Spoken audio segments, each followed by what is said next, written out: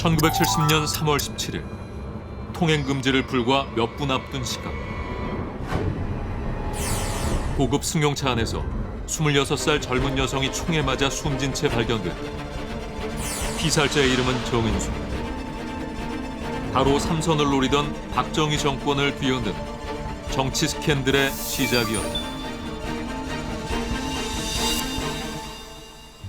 역사저널 그날 279번째 시간입니다.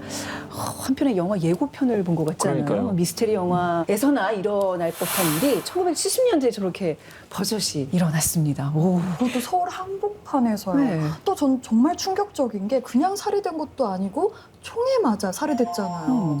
어떻게 그 당시에 이렇게 총기 사용이 자유로울 수가 있었죠? 그 당시에 총기 소유가 자유롭지는 않았습니다. 그 당시에는 통금까지 실시하면서 통제를 했던 군사정권 시절이거든요. 그랬기 때문에 총기는 아무나 소지할 수는 없었고요. 게다가 이 사건이 발생하기 한 일주일 전까지만 해도 대대적으로 불법 총기로 단속을 하고 있었어요. 예. 그러면 웬만한 사람들이 총기를 가지고 있지 않았을 텐데. 그리고 게다가 아까도 얘기 나왔지만 그 사건이 이제 정권까지 흔들었다는 얘기가 네. 나왔잖아요. 그럼 무슨 배경이 있는 거죠? 이 사건이 일어난 1970년은 대통령 선거를 1년 앞둔 매우 예민하고 민감한 시기였습니다. 근데 그 시기에 정치 권력과 밀접하게 연관된 한 여성이 그것도 권총으로 살해당하는 사건이 발생을 했기 때문에 사람들은 많이 놀랄 수밖에 없었고, 근데 문제는 그 사건이 매우 의혹을 많이 남긴 상태에서 흐지부지 결국 덮어졌다는 거죠. 50년이 지난 이 시점에 왜 이 사건이 이렇게 덮일 수밖에 없었는지 그 이유들을 한번 살펴보는 것도 큰 의미가 있지 않을까 싶습니다. 아직까지도 지금 미스테리로 남아있는 거잖아요. 그럼 그 미스테리를 풀어보기 위해서는 이 사건의 피해자부터 하나씩 그럴까요? 차근차근 살펴보면 되는데 네, 그렇습니다. 이 스캔들의 시작, 그녀는 누구였나요? 사망자는 정인숙, 당시 나이 26살이고요.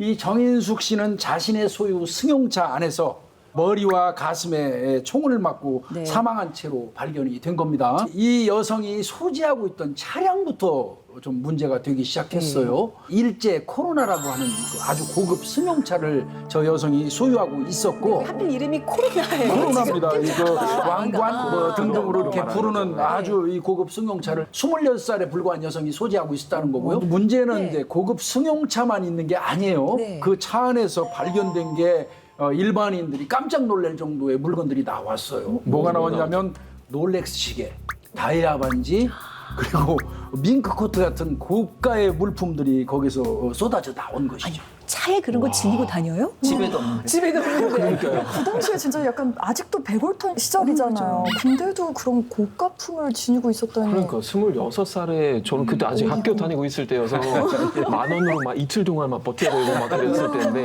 어떤 재력가나 또 고위층 뭐 자녀였나요? 그렇게 생각할 수 있겠죠. 그런데 둘 다 아닙니다. 이 여성 같은 경우는 무직입니다. 직업이 없고요. 그러다 보니까 의혹이 커진 거죠. 차에서뿐만 아니라 이 사건 직후에 이제 또 집에 가보니 집에선 또 어마어마한 물건들이 나왔다고 해요. 알아볼까요? 이광영 아나운서 전해주시죠. 사건 직후 경찰은 정인숙 씨의 집 장롱 안에서 미화 2,000달러, 또 우리 돈 390만 원이 들어있는 예금 통장, 그리고 180만 원어치의 수표를 발견했습니다. 야, 저게 당시 공무원의 한 달 월급이 10,000원 정도였거든요. 그 몇 배야? 그러면 거의 한 300배 가량 있었던 거네요. 그러니까요. 그러니까 계산을 해보면 정인숙 씨 집 장롱 안에는 당시 공무원의 몇십 년치 연봉이 들어있었던 겁니다. 요즘 한 연봉이 한 3천만 원 되니까 한 3억 정도가 그냥 현금으로 있었던 거네요. 예, 이게 끝이 아니에요. 정인숙 씨 집에서는 정 씨의 여권도 발견됐는데요. 그 당시에는 여행 자유화 시대가 아니었습니다. 아무나 마음대로 해외를 다닐 수가 없었던 거죠. 그리고 부득이하게 해외에 나갈 때는 딱 한 번만 쓸 수 있는 단수 여권이 발급되는 게 보통이었습니다. 그런데 말입니다. 정인숙 씨의 여권은 무제한으로 해외에 드나들 수 있는 회수 여권이었습니다. 왜지? 제가 여권을 좀 살펴봤거든요. 이미 미국과 일본에 다녀온 기록까지 남아 있습니다. 와, 저 시대에 해외여행을 막 다녔던 거네요. 저기서 언급된 저 회수 여권이라고 하는 것은 오늘날의 복수 여권과 여러 번 비슷한 쓸 수 겁니다. 있는. 그런데 이 당시에 이 회수 여권을 가질 수 있는 사람은 국회의원도 쉽지 않았고요. 장관이나 그 이상의 최고위급 공무원들만이 저 회수 여권을 가질 수 있었던 거죠. 그런 상태에서 일반인인 정인숙 씨가 회수 여권을 가지고 있었다는 것은 상당히 놀라운 사실입니다. 처음에 돈이 많이 나오고 달러도 나오길래 명동의 큰손? 뭐 그런 분인가 했는데 또 이제 또 여권까지 나오는 걸 네네. 보면 혹시 아주 미모의 국제 로비스트 아니었을까요? 아니 아까 사진 보니까 그쵸 뭐 마타리 같은 아주 뭐 고급 스파이 막 이런 느낌이 좀 있어요. 점점 커진다. 그러니까. 스케일이 점점 커진다. 그런 역할을 맡고 싶으신 거죠, 시원 씨? 그런 역을 맡고 싶습니다. 예. 척자 로비스트. 그런데요, 네. 아직 놀라긴 이릅니다. 당시에 세상을 깜짝 놀라게 했던 건 바로 이 정인숙의 수첩이었습니다. 거기 이 뭐가 수첩 안에는 20명이 넘는 남성들의 이름과 전화번호가 적혀 있었습니다. 저 수첩을 보면 범인을 추적할 수 있겠네요. 그러니까요. 아니면 눈치면 약간 뭐 통화 목록 같은 거 이렇게 될 수도 있을 것 같은데 아니면 본인이 스파이면은 네. 암살해야 되는 남성들의 이름이 적혀 있는 거니까. 암살해야 되는 남자가 누구였을까요? 탈생부? 예. 뭐가 적혀져 있었어요? 놀라지 마십시오. 이 수첩에 들어있는 이름 국무총리 정일권, 대통령 비서실장 이우락, 대통령 경호실장 박종교, 그리고 대통령 박정희 이름까지 이 수첩 안에 들어있다는 소문이 있습니다. 예. 이 수첩 안에 어떤 이름이 들어있는지는 그 당시에도 지금까지도 밝혀진 바는 없습니다. 그럼에도 당시에 이 정인숙 리스트에 이름이 없으면 권력 실세가 아니다. 이런 말까지 돌았다고 하니까 정인숙, 당신은 대체 누굽니까? 그러게. 정말 궁금합니다. 그날이 알고 싶다. 저는 잠시 후에 돌아오겠습니다. 아니 이게 너무 어마어마한 정보들이 막 들어오니까 전 약간 이성을 잃고선 별명의 상상을 지금 다 하게 돼요. 왜 그 살인 사건이 나면 보통 그 치정 아니면 돈 이쪽에서 파면 웬만하면 해결이 된다고 하더라고요.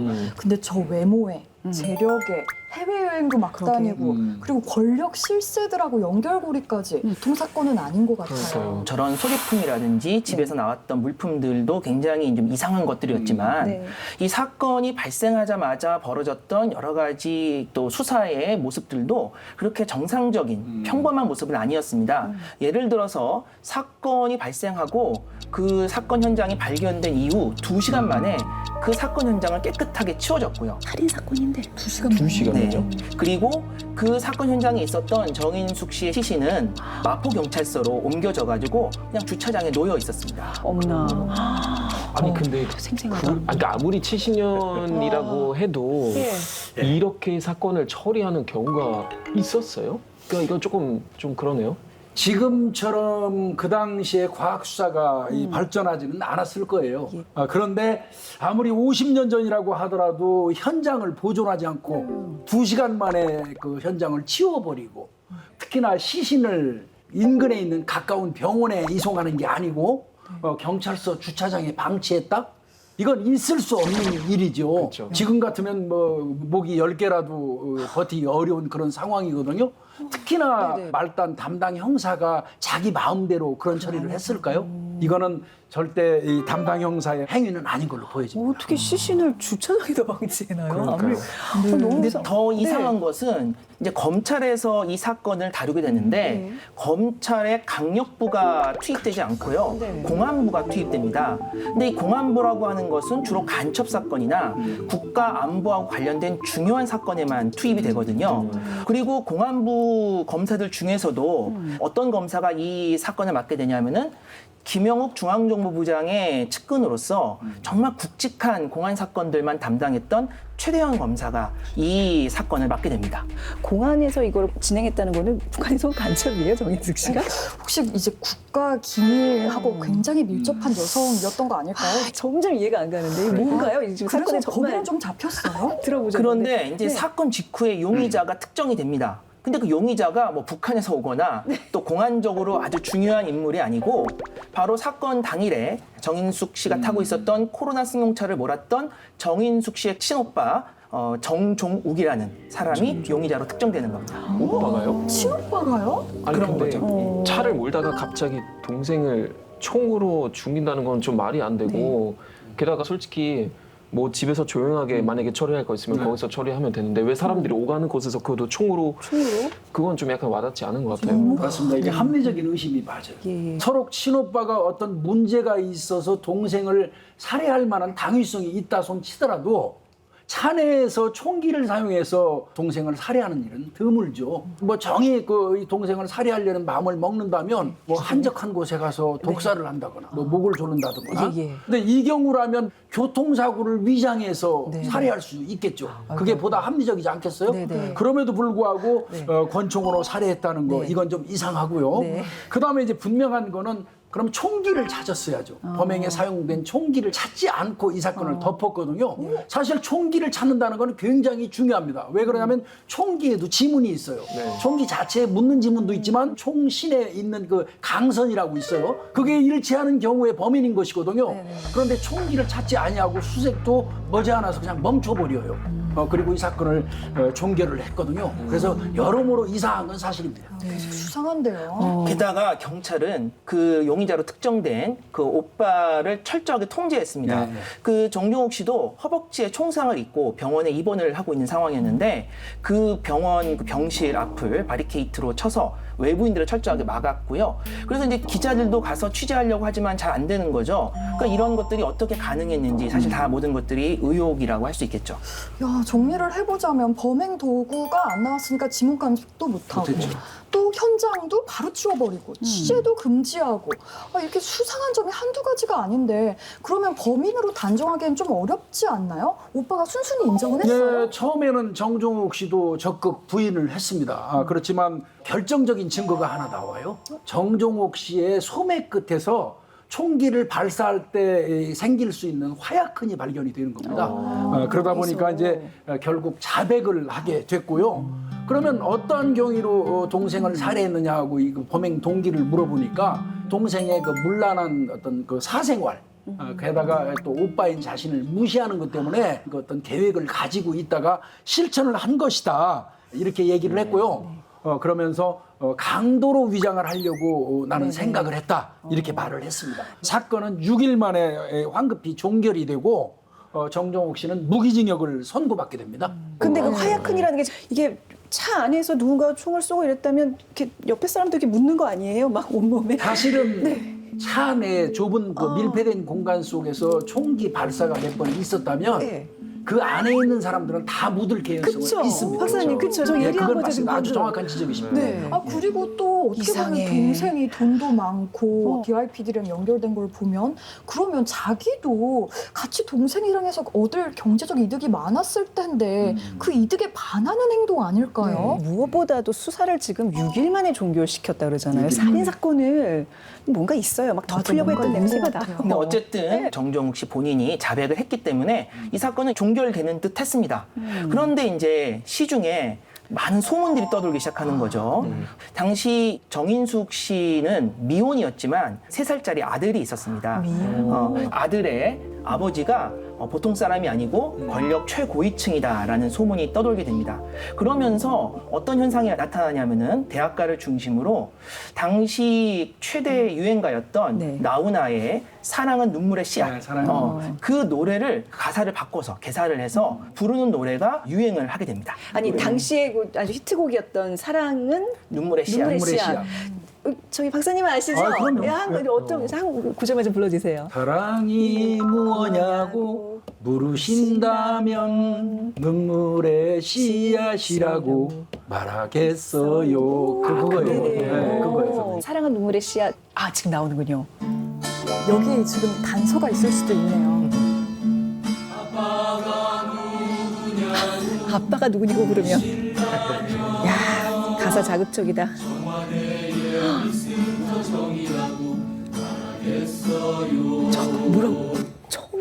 제가 잘못 들은 거예요? 청와대? 청와대 미스터 정? 이거 진평왕 시대에 서동요가 있었다면 제3공화국에는 이 노래가 있었네요. 20세기판 서동요. 근데 좀 이상하죠? 청와대의 미스터 정. 그 당시 최고 권력 정씨 누가 있죠? 바로 정일권 국무총리였습니다. 아까 그 수첩에 있을 거라고 추정되는 예상했던 이름. 이름. 소문이 났던. 네. 그 정일권 국무총리는 이력이 굉장히 화려합니다. 정일권은 식민지기 때 만주군 장교를 하고 또 일본 육사도 나오는데 이게 이제 나중에 박정희 대통령이 그 인맥이군요. 걸어갔던 그 길과 똑같아요. 그래서 둘이 그 인연이 있고요. 그리고 이제 해방 이후에 정일권은 육군 참모총장도 하고 그리고 나서 이제 박정희 시대에는 외무부 장관도 하고 그리고 국무총리도 합니다. 근데 이 국무총리 기간은 지금 대한민국 역사상 가장 최장수, 가장 오래한 국무총리로 현재 기록이 되어 있고요. 그리고 이 사건 이후에는 국회의장까지 맡게 됩니다. 한마디로 대통령 빼놓고는 중요한 요직을 두루 거쳤다. 모두 다 섭렵했다. 이렇게 볼 수 있습니다. 이렇게 그렇네요. 최고의 세도가였는데 약간 네. 좀 존재감이 우리가 잘 알고 있는 이 시대의 이제 정치가뭐 뭐 김종필, 김영호, 그쵸. 그쵸, 이유라. 근데 저는 사실 정일권 잘 몰랐거든요. 네. 그렇지 않나요?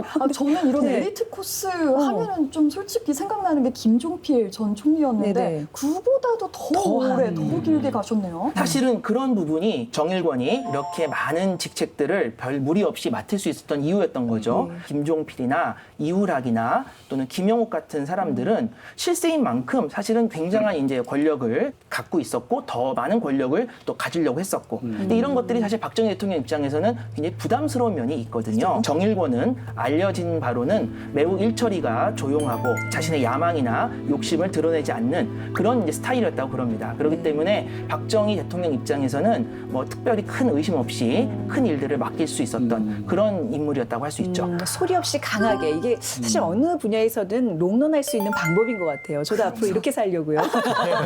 소리 없이 강하게. 그래서 어떻게 살아남아야 하는지를 아는 처세술의 달인이었던 거네요. 근데 어떻게 이 정인숙 씨의 아들이 정 총리의 아들이다? 라는 소문이 돌았을까요? 그 아까 우리가 봤던 그 회수 여건, 네. 그 회수 여건을 누가 발급해줬냐면은 정일권 국무총리의 비서관. 신성재 씨가 발급해줬다고 그래요. 그래서 이런 사실이 알려지면서 두 사람 관계가 보통 관계가 아니다라는 소문들이 더 퍼지게 되고요. 그리고 이제 나중에 한참 나중에 그 3살짜리 아이가 이제 커서 성인이 됩니다. 근데 그 아들이 1990년대에 정일권을 상대로 친자 확인 소송을 제기해요. 그래서 네네. 이제 이게 이제 만약에 제대로 이루어지면은 이제 확실하게 결론이 나올 수 있었는데 회사가 되는 그 거네요. 소송이 진행 중에 정일권이 사망합니다. 그래서 이 소송은 더 이상 진행되질 못하고 정확하게 그 아빠가 누구인가에 대해서는 결국 이제 미궁에 빠지게 되는 거죠. 문제는 정일권에서 끝난 게 아닙니다. 세간에서는 어떤 소문이 돌기 시작했냐면 그 아이가 박 대통령의 아들이라는 소문이 돌기 시작을 거기까지 했어요. 갔구나. 그리고 이제 그러다 보니까 그 당시에 이 관가나 이 정치가에서는 청와대 내에서 육박전이 자주 벌어지고 있다. 육탄전. 육박전. 육박전. 네, 육박전이라는데 저 유경수 여사와 그 박 대통령 그 이 성을 붙여가지고 육박전이 벌어지고 있다. 이런 그 이 육박전이라고. 얘기가 막 돌기 시작을 했던 겁니다. 치고 받았나요? 뭐 심지어는 청와대 내에서 그 육박전 벌어지는 과정에 재떨이가 날아다니기도 했다. 이런 소문까지 있었습니다. 어쨌거나 이제 박정희 네. 대통령까지 휩쓸리면은 네. 진짜 그 삼공화국이 정말 그냥 완전 뒤흔들 수 있는 그런 스캔들이었잖아요. 나라를 뒤흔드는 미인이라 그래서 우리가 경국지색이라는 단어가 있는데 딱 그 지금 그 경우 아주 그냥 좋네요. 통째로 흔들어냈네요. 국가를. 근데 이제 역사적으로 봤을 때 아빠가 누구냐라고 하는 것은 사실 그렇게 본질적인 문제는 아니라고 그렇죠. 할 수 있습니다. 사람들은 다 거기에 지금 관심 갖고 있는 거잖아요. 그리고 정확히 지금 알 수도 없고요. 알 수도 없고요. 그래서 우리가 뭐 오늘 이 자리에서 아빠 찾기를 할 필요는 없을 것 같고요. 오히려 중요한 것은 어떻게 해서 이런 사건이 발생을 했고 또 이것이 그런 숱한 의혹을 남긴 상태에서 덮어졌는가. 그런 어떤 역사적 맥락들을 우리가 좀 더 깊이 있게 찾아볼 필요가 있지 않을까 싶습니다. 그렇네요. 네. 그런데 어떻게 이렇게 VIP들하고 다 이렇게 연관이 돼 있죠? 도대체 어떤 연결고리가 있길래? 정인숙 같은 경우는 그 유명한 요정 여러 군데에서 일을 좀 했었어요. 그러다 보니까 이른바 요정 내에서 정권의 실세라든지 이런 사람들을 이제 만날 수 있었고요. 정인숙이 20대 때 아르바이트 모델을 이제 하면서 일을 하고 있었는데 그 미모 같은 게 이제 눈에 띄었던 것 같아요. 그 눈에 띈 사람이 누구였냐면 필동의 김마담이라는 사람. 네. 서울의 비밀 요정을 제일 먼저 세웠던 설립자. 이 사람 눈에 띄게 된 것이고요. 계속해서 아마 이 정인숙을 쫓아다니면서 네. 발탁하려고 애를 썼던 겁니다. 요즘말로 스카우트제의를 스카웃이죠. 계속한 예, 거네요. 일종의. 예.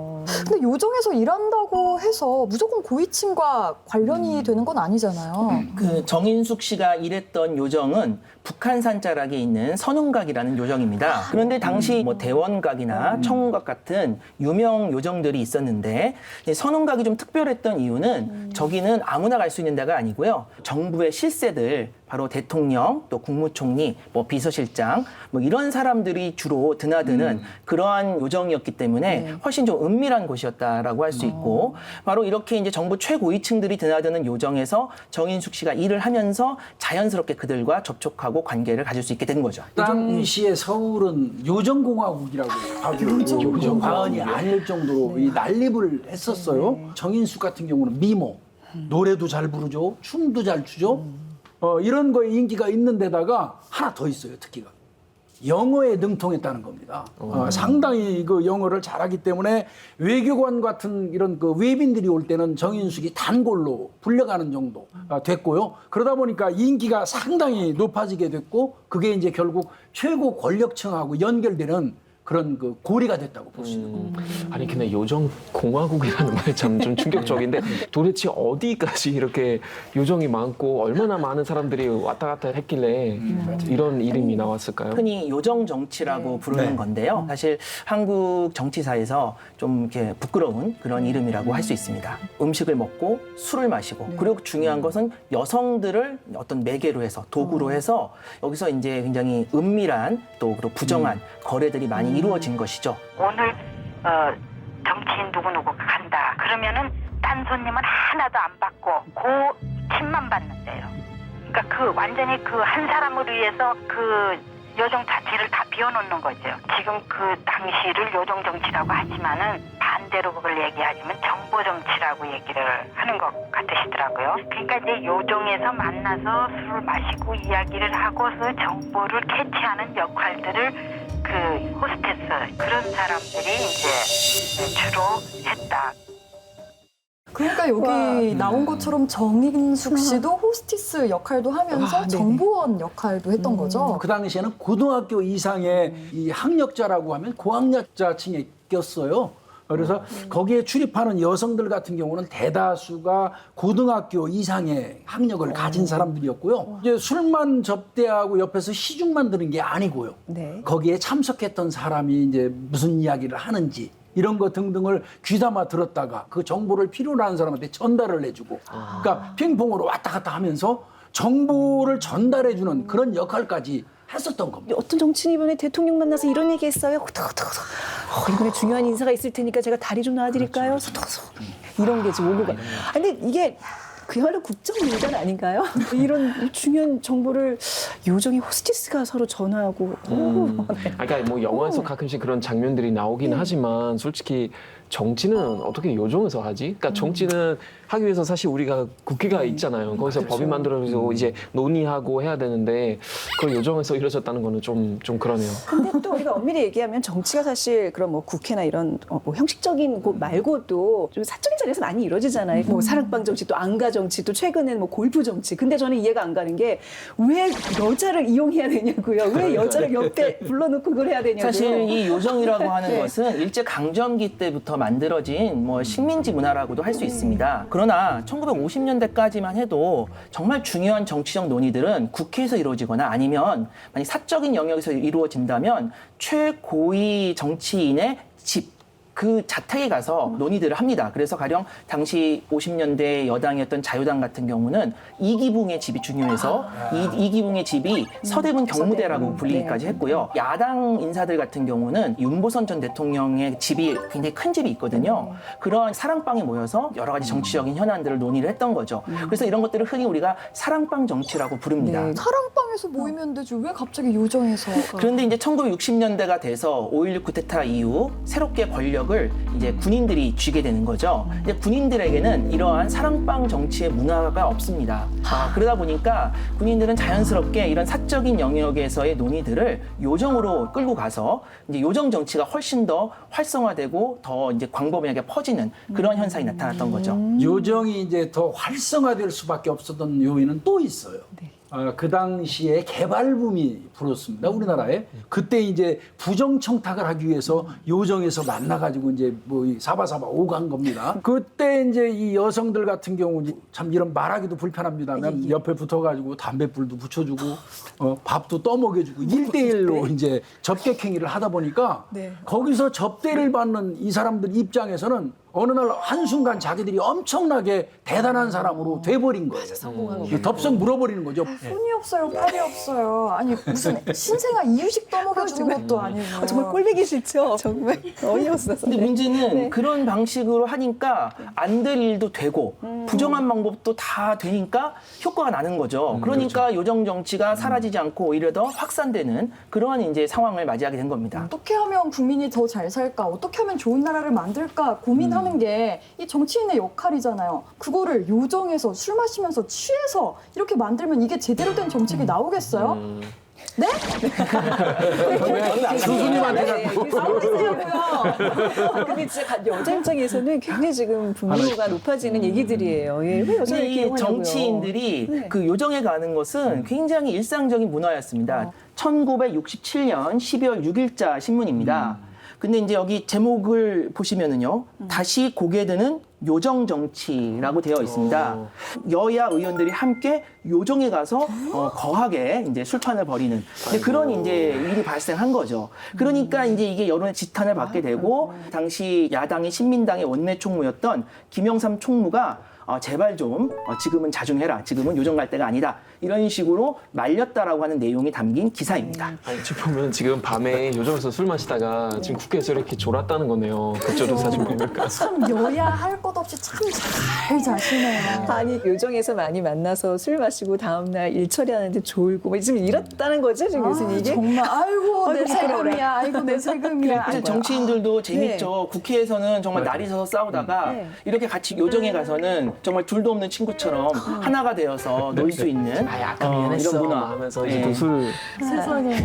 사실 1965년도에 박정희 정부를 무너뜨리기 위한 일부 군인들의 쿠데타 음모가 있었습니다. 그런데 이제 이것이 적발이 됐거든요. 근데 당시 이 쿠데타를 모의했던 그 사람들이 쿠데타의 명분으로 내세웠던 것이 요정 정치로 인한 부정부패 심화였습니다. 그러니까 그 정도로 요정 정치와 부정부패가 심각해지고 있었고 그래서 박정희 대통령도 여러 차례에 걸쳐서 공직자들의 요정 출입을 좀 금하라 이런 지시들을 내리기도 했습니다. 그런 조치를 해도 요정의 숫자는 오히려 더 늘었습니다. 그래서 60년대 중반에 비밀 요정이 서울 시내에 70개 이상 정도가 난립을 했고요. 정치적이나 무슨 어떤 외교적으로 굵직굵직한 어떤 사안들이 있을 때마다 요정에서 회동을 하는 일은 이어졌다고 합니다.